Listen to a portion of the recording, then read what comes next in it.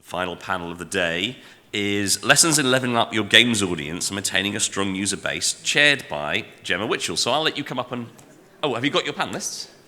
Do we have our panelists from Digital Turbine, Target Gamers, Mania, Jawaker, and Wooga, and Tamatem? Do we have our panelists?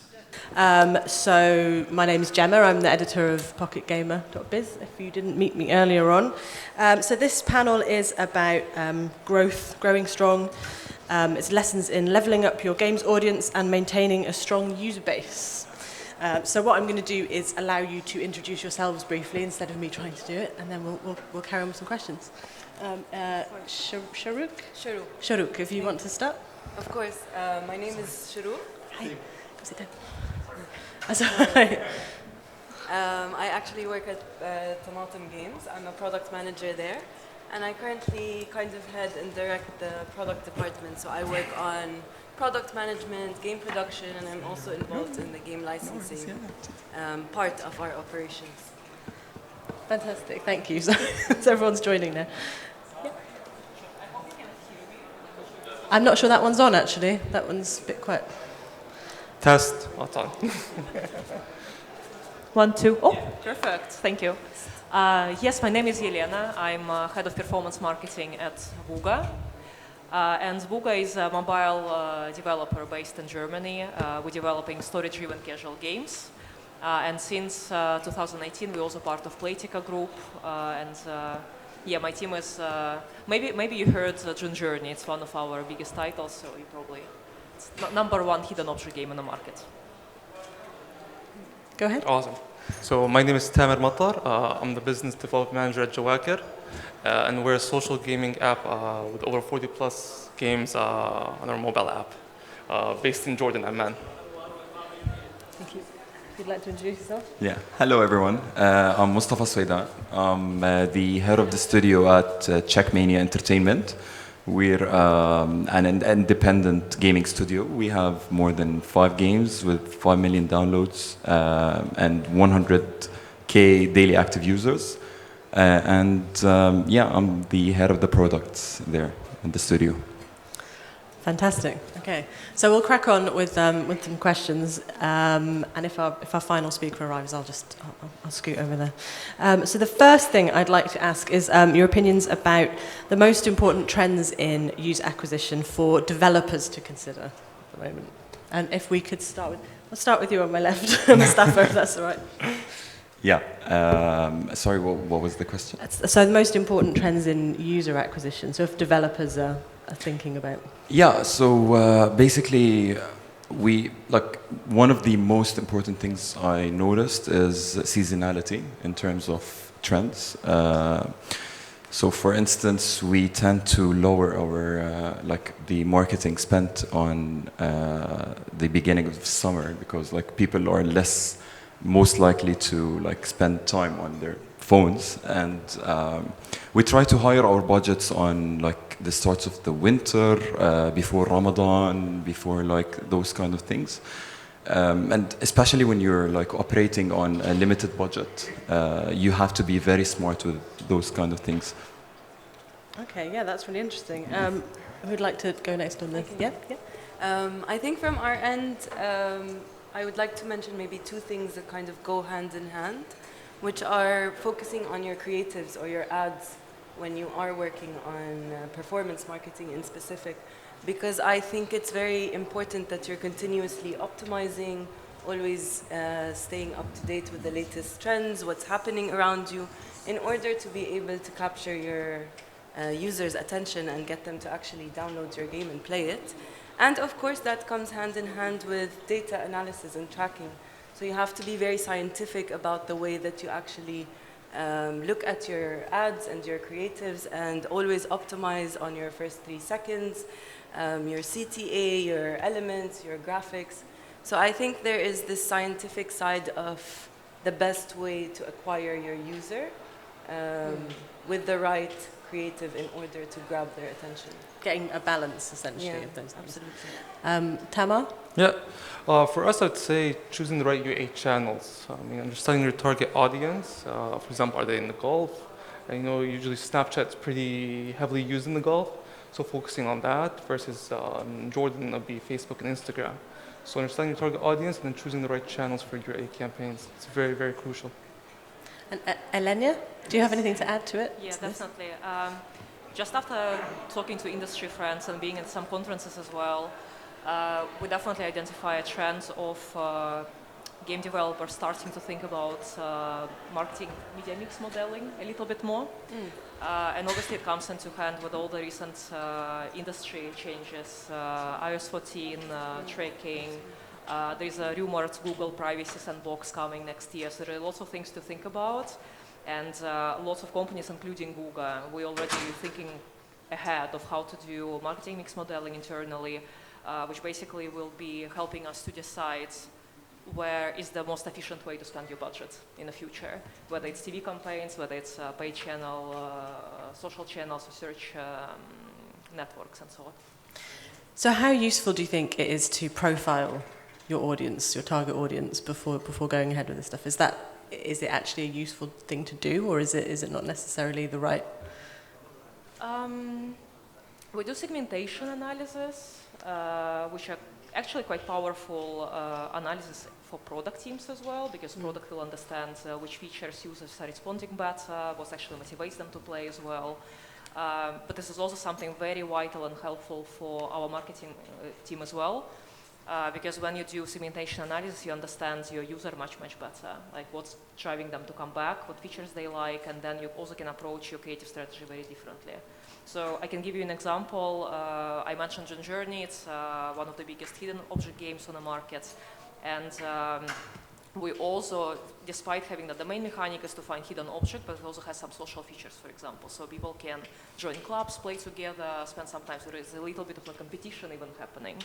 And we realized we have multiple segment groups that playing the game for very different reasons. Some competing, some to spend time with friends.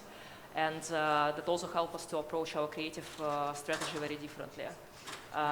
Because if we would just market and show a hidden object mechanic to the user, we would miss out on users who potentially would join us, who prefer some social aspects of the game as well.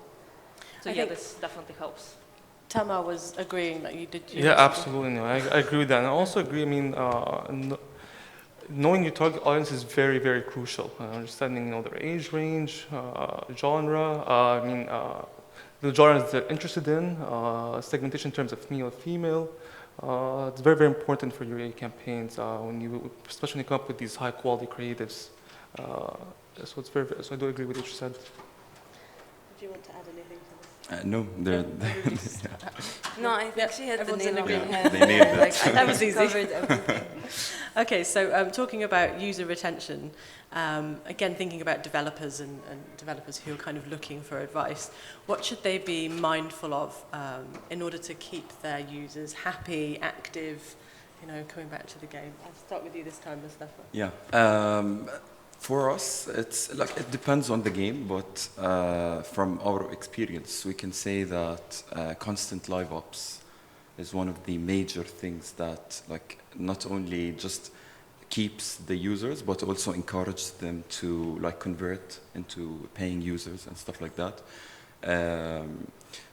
Also, we do new user experience funnels and stuff like that, so that we can enhance our onboarding process for the new users, so that they can so that we can retain them.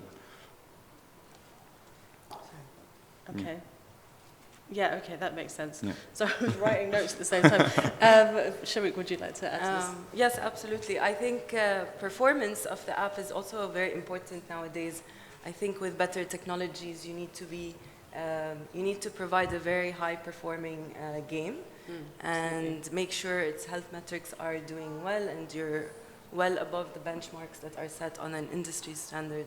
But I also think first-time user experience, like you mentioned, is extremely important for retention, because you want to make sure that the onboarding process of the player into your game is as smooth as possible, and there is no way that you're leaking users at different stages in the process. I mean, I'll come to you guys as well, but the thing that strikes me about that is that, wondering how much of that is the game itself You know, because there could be an argument that says if the game is good enough, the first time you play it, you'll want to keep playing that game. You know, is that? I don't know where that comes into that really, but I guess even if your game is fantastic, the market is so saturated, especially if we talk about mobile, that there has to be other ways of doing that. So, Elena? Yes. I might raise some controversial topic with when it comes to misleading ads, but it was, in the last couple of years, there was a clear trend of game developers trying to make more clicky videos as well, or banners.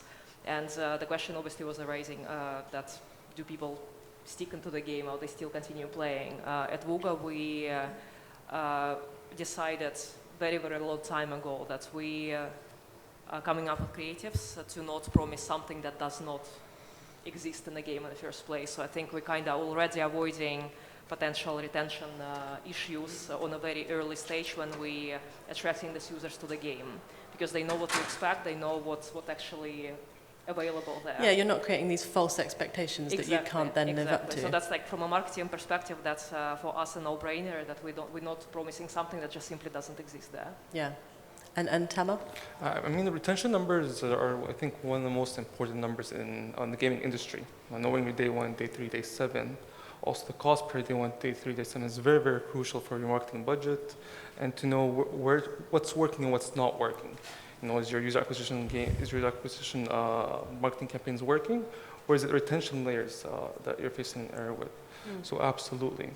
And in terms of what to do to make your users happy, I think you have to be very transparent with your users. Never overpromise and underdeliver. If you say you're going to do something, make sure you do it. That's very, very crucial. And engage with your users. Reply back on those social media posts. Make sure you're engaging with your community to build a stronger community. I was going to ask about that actually, that there's always a lot of feedback given by players, it seems, to developers. But if the developer's not then acting on the feedback, then it sort of creates a distrust there, because why are you asking for our feedback if you don't want it? So I guess this all goes with, the whole point is around that. Transparency is a great word for it, I think. So moving on to still sort of thinking about advice for developers when we're talking about user acquisition and retention, what do you guys see are the most common mistakes that are being made in that area? I'm going to start with Elena first. I think I will speak from a past experience of what we had as well.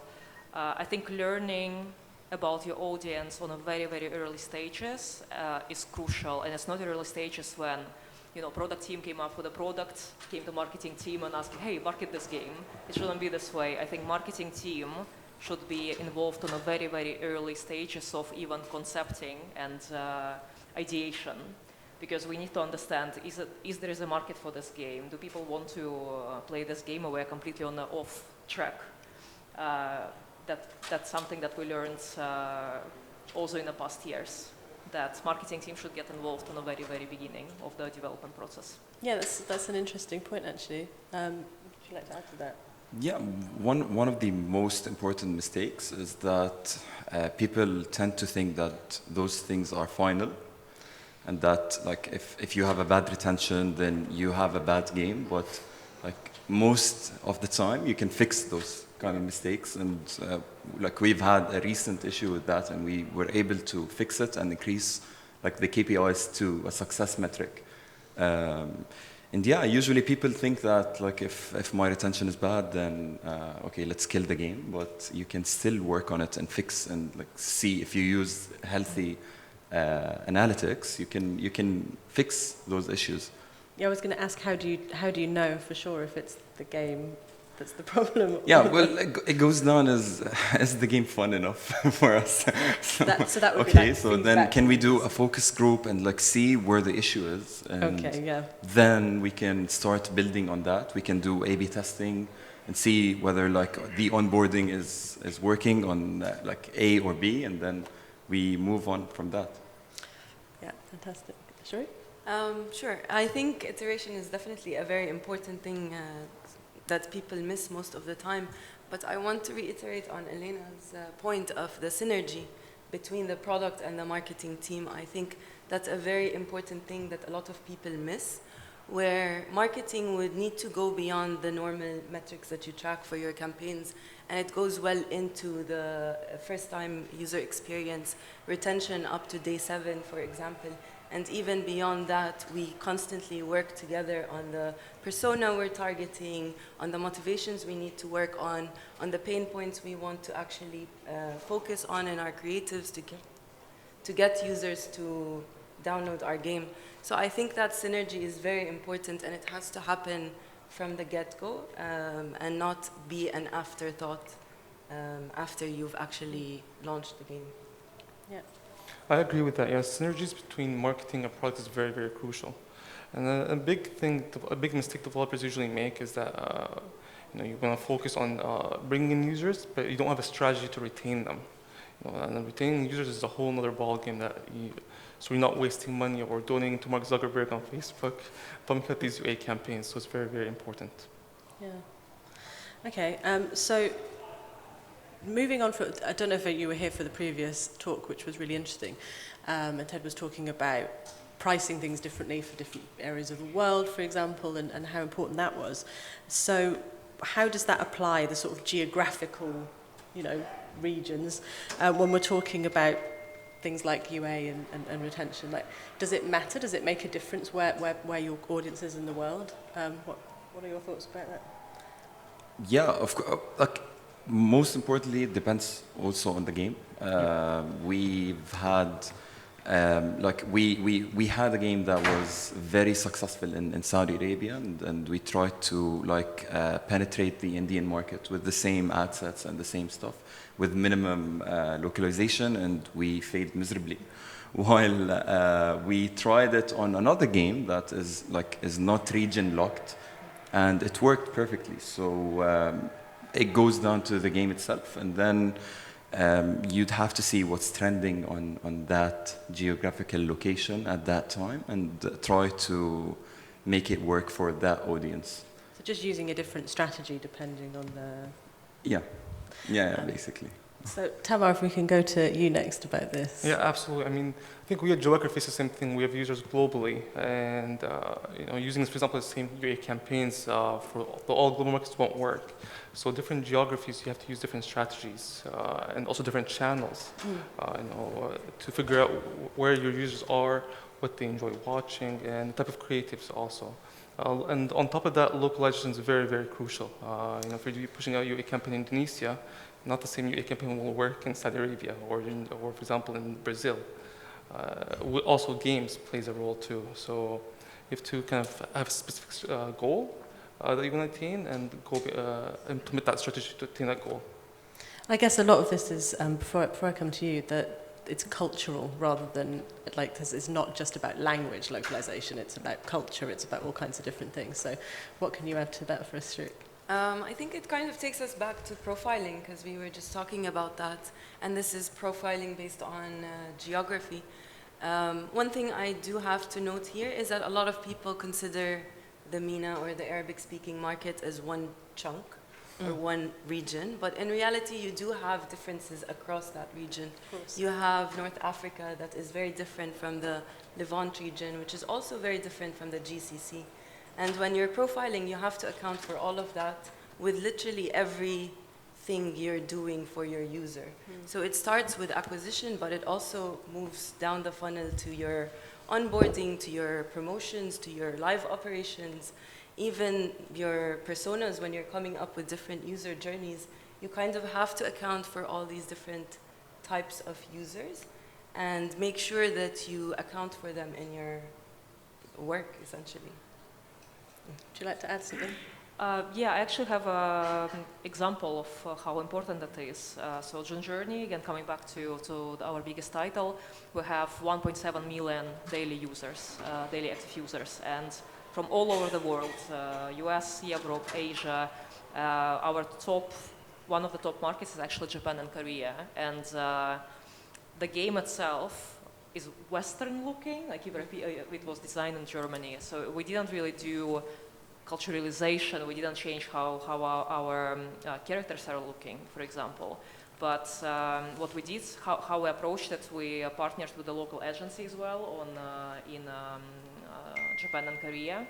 And they were helping us a lot with the creative strategy and also finding the local marketing channels as well, how we can attract those users. Because you know, Facebook, Instagram, even though they might be popular, but there are still some local channels and local markets you might want to get exposed to. Yeah, and creatives obviously helping a lot when you're adjusting it. I just want to check on the time because I left my... We're okay, cool. I've only got a couple of questions left, but I want to have time for other questions. So a couple of sort of quick questions that I want to ask to all of you. First of all, the biggest lesson, I mean, 2022, there's been a lot of changes going on, you know, recovering from the pandemic, there's been all these legislative changes, all kinds of stuff. So what's the biggest lesson you can say that you've learned regarding audience growth and in general in the industry this year? If I can start with you, Elena. I think we learned how to diversify type of campaigns we're running much better. When previously we were focusing quite a lot on some purchase optimization, value optimization on some channels, now it actually might be related to your previous question as well, like how you're approaching different strategy across different markets. Because some markets monetizing more heavily through video ads, for example, instead of purchase. And when we, for example, trying to get some exposure in Latin America, for example, we also started to do some tests with optimizations for people who more likely to watch video ads or for some retention events to achieving certain levels. Because in reality, it helps us with lowering the price of CPI because it's not as expensive as, for example, running value campaigns. Yeah, that's something that we approached very differently in the past 12 months to not completely change, but just add more layers and more type of different campaigns to our marketing mix. Shorouq, would you like to? I think one big lesson was trying to focus a bit more on organic growth as well. I think after the privacy and data protection changes that we've seen after iOS 14, it's very important that we focus on organic growth, and we've been trying to kind of learn how to diversify the options that we have in order to do that and actually equip our users with the tools that they need to organically get other players onboarded into the game. So I think that was one of the biggest things we've kind of shifted towards in 2022. Makes sense. Mustafa? Yeah, I agree totally with Shorouq. That was exactly my point, because you had to bring something new with the whole ad tracking and stuff like that. And one of the things that worked for us was trying to grow organically rather than just relying heavily on user acquisition. And yeah, you nailed it. How about you, Thamer? Have you got I think using less conventional ways to attract users could be, for example, offline events or creating these offline community engagements instead of constantly pumping money into UA. The COVID, the gaming industry is becoming just more competitive. It's becoming more expensive to pump up these UA campaigns and acquire new users. So finding out less conventional ways to bring in users would be, and figuring out what works and what doesn't work would be a big lesson we learned. Okay, so the last question that I have, which is kind of going to overlap a little bit maybe with that, but just one piece of advice that you would give to any developer coming into the industry right now, and I'll start with you, Mustafa, this time. Yeah, first of all, retentions are not, like, those metrics are not final, and I think I said it before, but I can't keep saying it enough. You can fix those numbers with the right testing and everything. And if you know where the problem is through analytics. And the second thing is live ops. It's easy getting users into the game, but the average user gets bored easily, and you have to keep them entertained in your game. And that is easiest done by doing live ops inside of the game. Yeah. Great advice. Elena, let's ask you next. Maybe don't assume that your biggest channel in this specific market will work out on another one. because there's also some typical mistakes, right? You will assume that Google will work the same way, or Facebook will work the same way, but actually no, you need to really dig deeper into the market and understand what's actually there, what's the main channels, what people like, what users are looking for. Yeah, that's probably it. Shorouq? I would say understanding your user. Like, you need to know your user inside out and kind of disconnect yourself from that and make sure you know what they like, what they eat, where they go, who they follow, what social media platforms they play. I think the more you know, the more you're able to actually cater and deliver something that this user wants, whether in your game or in your app or in anything. That's great. And then Thamer, I finally. completely agree with that.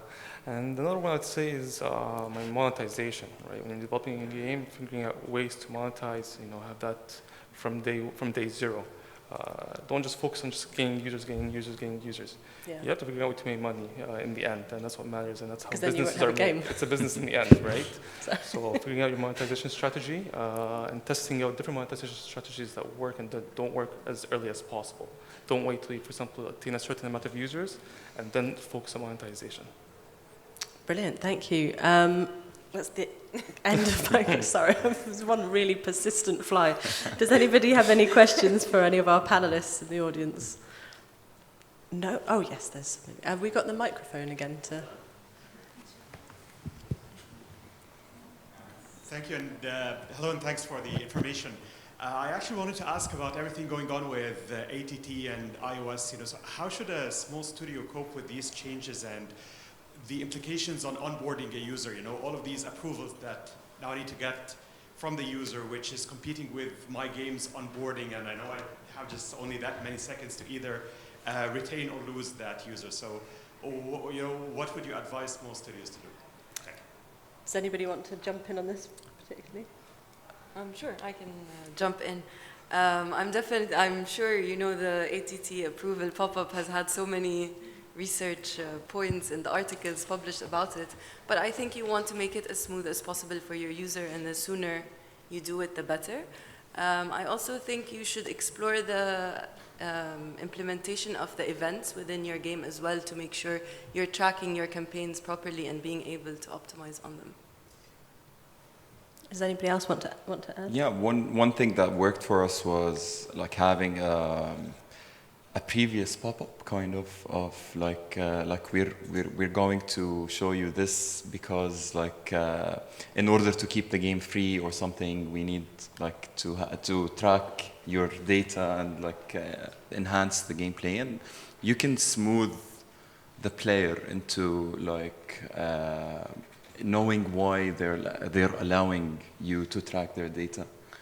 So it almost becomes more personal instead of just sort of demanding something. You explain why it needs to happen. Yeah. Was that successful? Yeah, to some extent. We A/B tested it, and we had a huge success ratio over not showing anything and just showing the app tracking pop-up. Yeah. And I guess it goes back to the transparency exactly. side of things. Yeah, it's creating the more honest you are, the better. Yeah, it's like a conversation then, rather than a one-way stream. Yeah. Anybody else like to? Have we got time for another question? We've got time for a couple more, actually. Awesome. Completely misjudged my time. Go ahead. I have a question for Elena. So June's journey has been around for, I think, over 5 years, probably. I was wondering, from a user perspective, how do you approach marketing a game that is this massive, as opposed to a game that is in the first year or two? I'm assuming there's a lot of users who would play the game already played it, they know about it. So how do you re-engage them or find new markets to market the games? Yeah. That's a very good question. That's indeed the June journey is obviously a big success. The game is on the market for 5 years now, and it's becoming more challenging to find new users, right, to attract. But how we approached it, we're obviously looking for some new localization opportunities on the new markets as well. In fact, a few years ago we localized to Arabic, so we testing MENA region. That's the reason I'm also trying to learn from you this weekend. What else can we do? And then with the re-engagement, we do run re-engagement as well. In fact, we have very strong CRM team as well. We're doing engagement through a tool called Brace. So all the pop-up notifications, we're doing A/B tests as well. And then from user acquisition side, we also do re-engagement on multiple ad networks to bring users. But interesting fact, I think budget-wise, it's maybe, I don't know, 2 to 5%. It's actually not such a big focus on re-engagement. We're still managing to grow new user base quite actively right at the moment. Great. There are a few other people with their hands up. Yeah, send.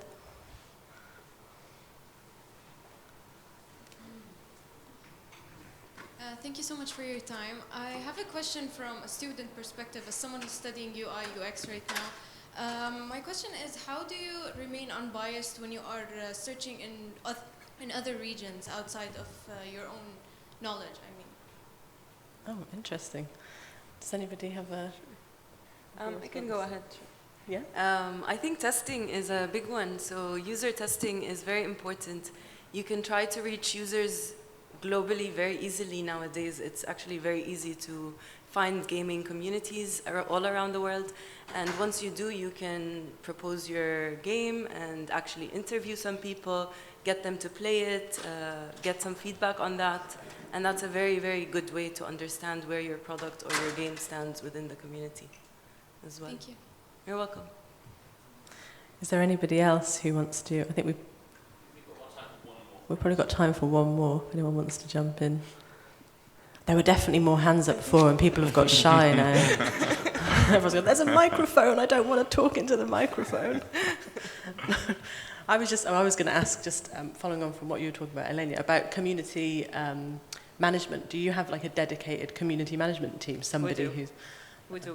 We have 2-3 people just on community, looking at all the comments on Facebook, trying to respond, take into account all the comments and feedback, passing it to the product team. So it's actually, and our community is very engaged as well. If you will check the Journey Facebook page, there are like hundreds of thousands of people. So it's a lot. It's a big job. Did you have that from the beginning, though, or is that something that you implemented later when the game began? It definitely grew over time. It was not from the very first day. So would you maybe suggest, because we were talking about before, starting from the beginning with marketing and so on, would you also maybe suggest that you start from the beginning with the community management, because then you've immediately got feedback, you've immediately got a relationship? Definitely. I think it really depends also on scalability of your fan pages as well, because it didn't grow in 1 or 2 days. On the first few days, it was not such a big community, so there was less of feedback. But then over time, obviously, our team was working very hard on bringing all the users to the page. And now they are dedicating way more attention and time to managing all the fans out there. But yeah, definitely, it really depends on the scale of the product in the first weeks. Brilliant. Okay, we'll finish there then. Thank you very much to my panelists, and I'll pass you back to Dave.